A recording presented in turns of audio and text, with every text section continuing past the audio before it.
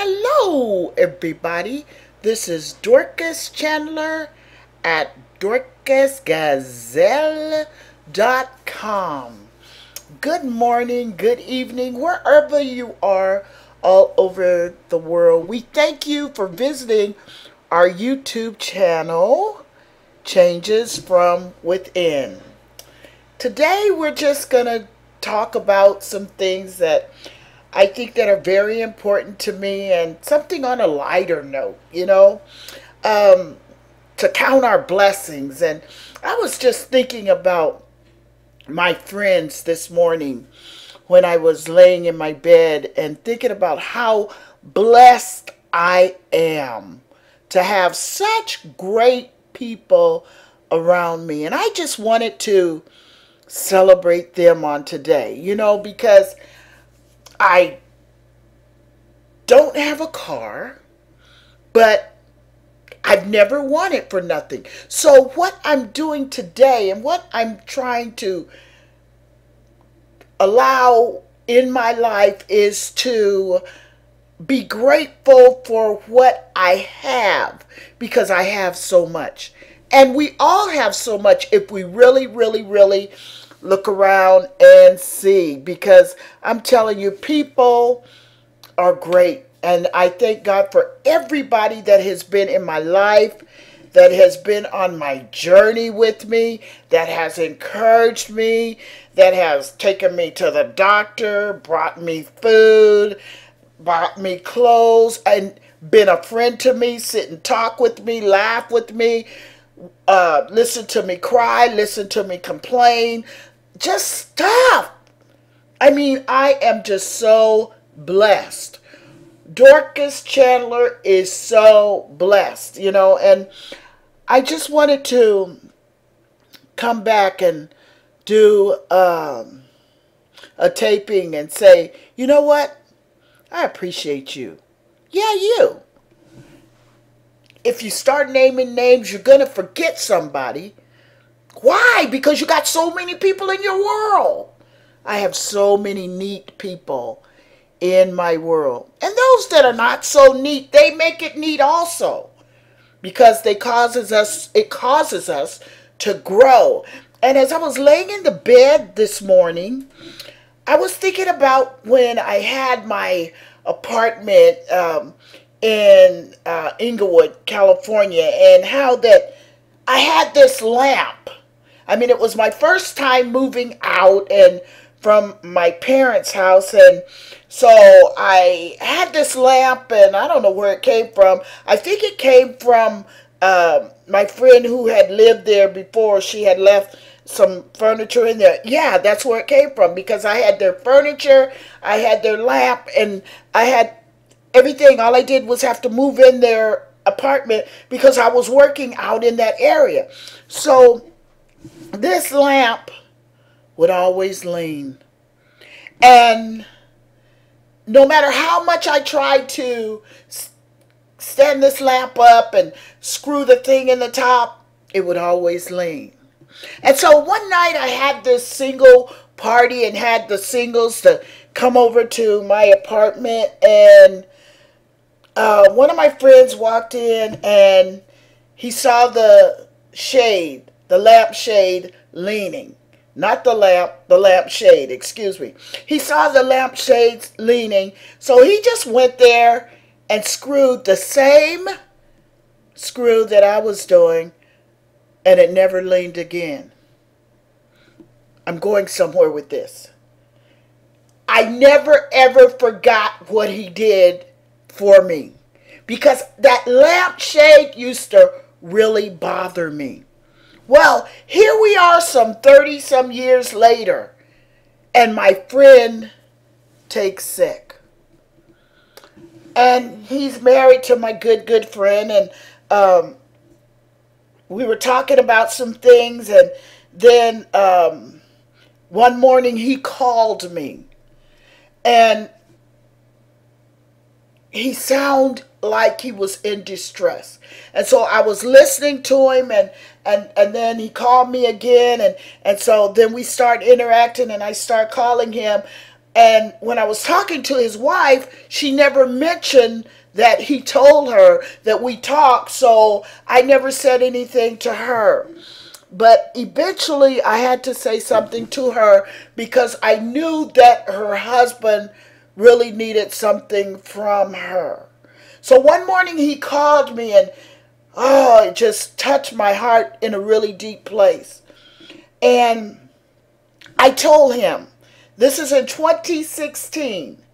And remember, I started my weight loss journey in 2015. So here I am. I'm still very much overweight.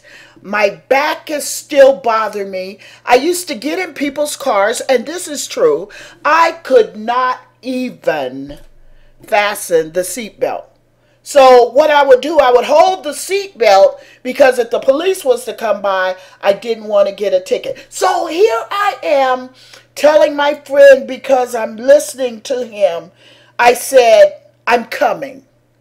I'm coming to California. And I told him, I'm coming to see you. You're going to make it. You're going to be all right. Because what I realized that we are in this thing together.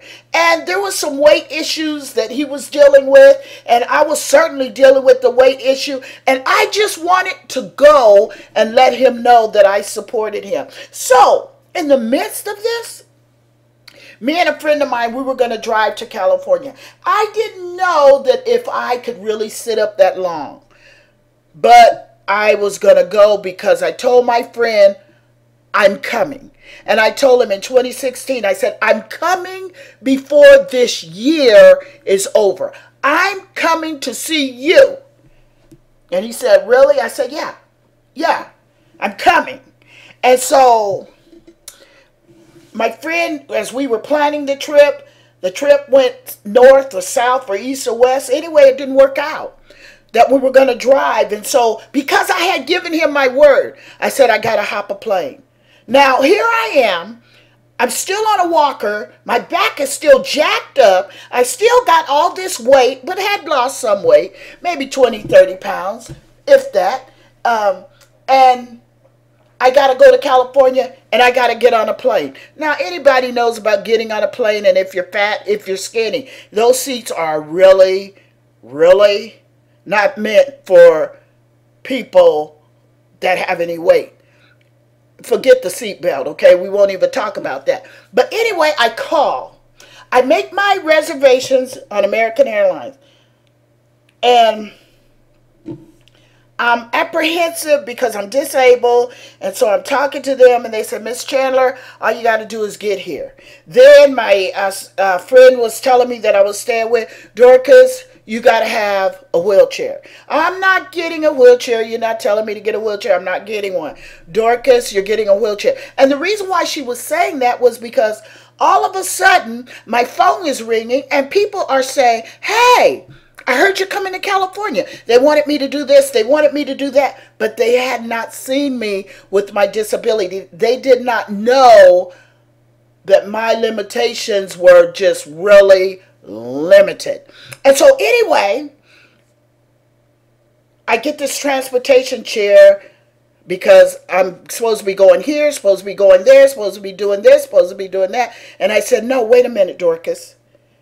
You're going to California for one purpose, and that is to go see your friend. If you don't do nothing else. So then I was telling Marty, I said, you know what? All these people want to see me. I can't help it. I'm coming to California for one purpose and one purpose only. And so then Marty told me, she said, well, Dorcas, why don't you just let the people come to the house and see you? Why do you have to be going all over these places? And I said, you know, that's got to work. I said, because after the plane ride, I'm not really sure what kind of condition I'm going to be in. So we get to the airport, and my friend Lori goes with me, and such a blessing because she was catching another plane going to California. We were going to different places in California, but Lori came and she seen that I was comfortable. She seen that I had everything I needed before I got on that plane because she had to run and catch another plane. And so I'm celebrating people that have helped me. in hard and difficult places.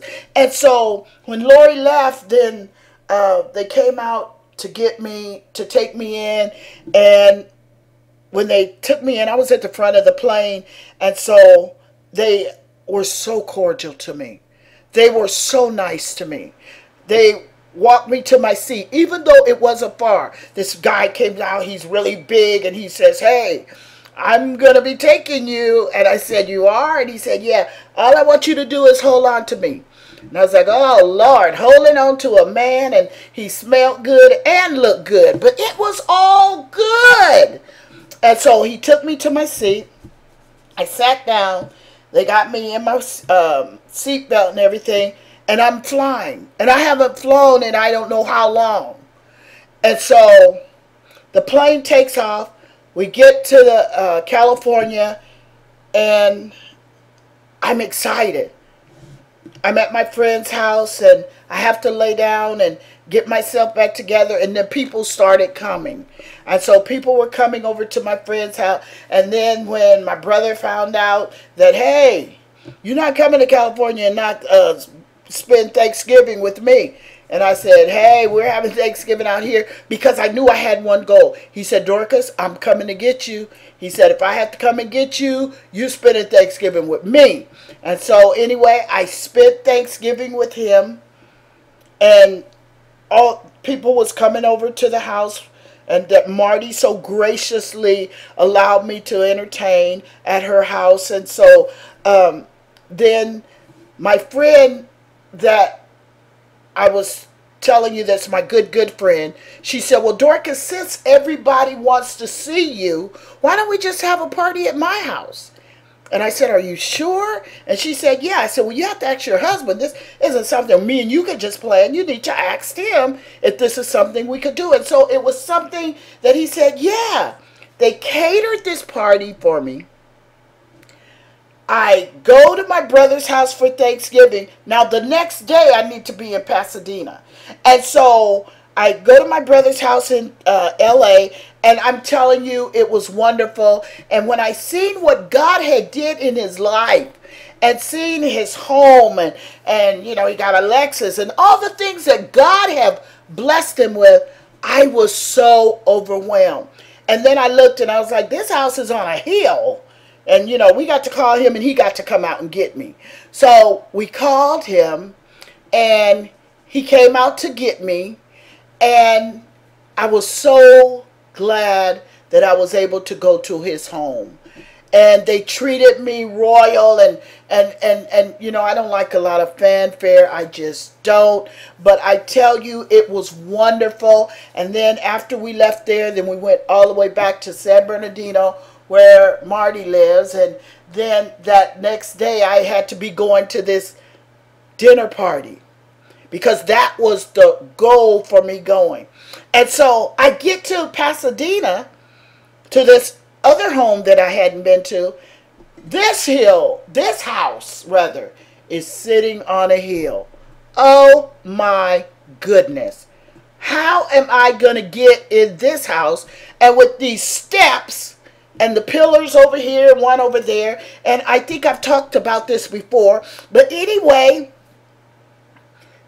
my friend, another friend of mine, she said, "Doc, let me help you get up the steps." Now you got to realize, you're talking about a over 360-pound woman, that's me, trying to, and I don't know how much Rosalind weigh, I don't know how much, but I know she's so small. So she's holding on to me, and I'm trying to get up these steps. And I'm like, "Rosalind, really? Really?" You know, and she said, "Yeah, we can do it." And she's shaking, and I'm wobbling. And so I get up the steps, and I realize, you know, hey, I don't have my walker. So I just kept walking. I might have been wobbling walking, but I was walking. And so then I get into the house, and I'm sitting down, and I'm wondering, okay, where's my friend? Where is the person that I came to California to see? And so I kept waiting, and people kept coming in, kept greeting each other. I was glad to see everybody and all that other stuff. But it was one reason that I was going to California. And so when he finally came out, I'm sitting in this place that they have for me. I'm telling you, I stood up on my feet. Now you got to understand something. At that point in my life in 2016, I could not stand without a walker. I mean, could not. I can stand now some and much, much, much better, but I could not stand. When I seen my friend walk out of that room, I said, oh, here he comes. I stood up. I waited for him to get across that living room. I threw open my arms and I just hugged him, hugged him, hugged him. I was so glad to see him. I was so glad to see him. So all during the party, you know, they were making jokes about me. You know, they were talking about me and, you know, with my time. I mean, everybody talks about me with time. You know, because time, hey, you say 8 o'clock, it should be 8. It could be 7 o'clock. It could be 7:59, but don't be talking about 8:01. You know, so they were just laughing and everything. And so this is the point. I was able to see my friend, and as I conversed with people around the room, I was watching him. And he looked like he didn't feel good. But this is the thing that I want to say. That my friend had went to this funeral, and she said, Rosalind, the girl that was holding me and rocking and rolling, she said, I was standing in front, and she mentioned the name, and I didn't even know that it was him. He looks so good. And I've seen pictures on Facebook with his family, and I am just so thankful for God that we can reach out to each other in times of need. And not only in times of need, just good times. And because we've had so many good times together, our families together, and I'm the godmother of their daughter, and we've had such good times together. But what happens when you have a downtime? That's not the time to walk away. That's the time to show strength and courage when somebody needs you. The covenant of friendship is awesome. So what I was doing this morning, I was thinking about not only going to California, but how God allowed people to help me every step of the way. I did not want for nothing, even from American Airlines. I mean, those people treated me royal. I didn't even have to take off my shoes. I didn't have to do nothing. Miss Chandler, you've been cleared to fly. Thank you, Jesus, because I was so tired by Saturday morning. The party was on Friday night, and I told Marty, I said, Marty, I think I'm ready. I need to go. And we got up and we left, and we stayed there a while and enjoyed our friends and our family. And then I got up to go, and then by the time we got back and got packed and everything, and just my journey alone, just when people have been in my life to encourage me, when I was so discouraged, when I didn't know which way I was going. And now to have a clear mind and to be able to exercise and eat right. And I think about my doctor so often because it was her that spoke words of encouragement into me, and she did not even know that I was eating mayonnaise sandwiches. I just couldn't get myself together. And when my sister found out that I was eating mayonnaise sandwiches, she said, Dorcas, why? Why are you doing it? Is it something your body is craving? Is there any meat in your sandwich? She was asking me, and I'm like, no. Why, Dorcas? Why are you doing it? And I would say, Velma, I don't know. I don't know why the only thing I'm eating is mayonnaise sandwiches. And as the more I ate mayonnaise sandwiches, I just began to gain weight and gain weight and gain weight and gain weight because my body was in starvation mode. Now, it was not only my body. I am not afraid or embarrassed to admit there was things going on in my mind that I did not have answers to certain questions. And I kept trying to figure it out and kept trying to do this and kept trying to do that to get up. And finally, I just said, you know what? I can't do it. Have you ever got to a place where you want to give up? Don't do it. Because help is right around the corner. I'm telling you that if it had not been for God on my side and put people, you see, one thing, and I keep trying to bring this out, is that God uses people. I'm telling you, He will use strangers. He will use people that you don't even like to fulfill His purpose and plan for our lives. So in the darkest area and point of my life, when I felt like, you know what, just forget it. Does that mean suicide? No. It just meant I was tired of trying. I didn't know what else to do. I was crying out to God, God, if you tell me what to do, I will do it. So when my doctor said, this is what I want you to do, I knew it was God talking through her to me to tell me what to do. And that's why I'm still doing what I'm doing, because if you ever get a word from God and walk on it and stand on it and move forward with it, you will succeed in everything that you're doing. But we got to understand, God uses people.